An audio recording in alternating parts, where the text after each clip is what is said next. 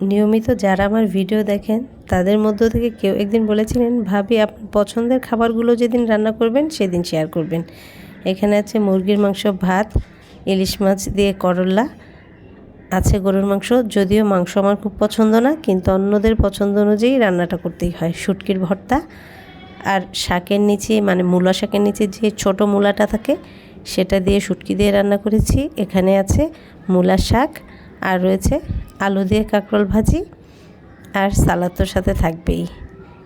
এখন আপনাদের সাথে আমি মূলা শাকের রেসিপিটা শেয়ার করছি। এজন্য আমি মূলা শাকের ছোট মূলাগুলোকে আগে কেটে নিয়েছি আর শাকগুলোকে পর্যাপ্ত পানি দিয়ে ভালো করে ধুয়ে নিচ্ছি।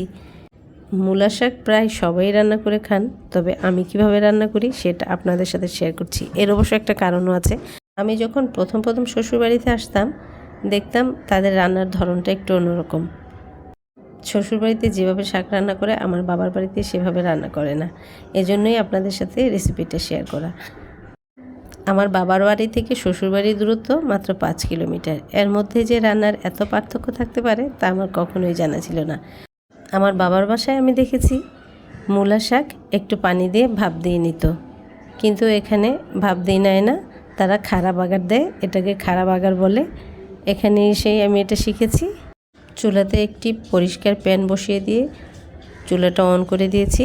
তাতে পরিমাণ মতো তেল দিয়েছি, থেতো করা রসুন, পেঁয়াজ কুচি আর দিয়েছি শুকনো মরিচ, মাঝখান দিয়ে 2 টুকরো করে কেটে দিয়েছি।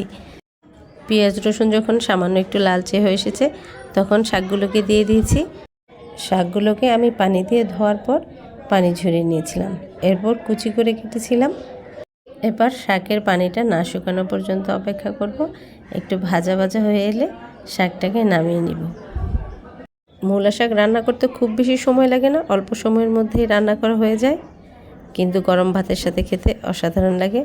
আমার বাসার মানুষ খুব বেশি পছন্দ করে, আমি প্রায় এই শাকটা রান্না করি। যারা এতক্ষণ কষ্ট করে আমার ভিডিওটি দেখলেন তাদের সবাইকে অনেক অনেক ধন্যবাদ। যতক্ষণ বেঁচে আছেন প্রাণ খুলে হাসবেন। আল্লাহ হাফেজ।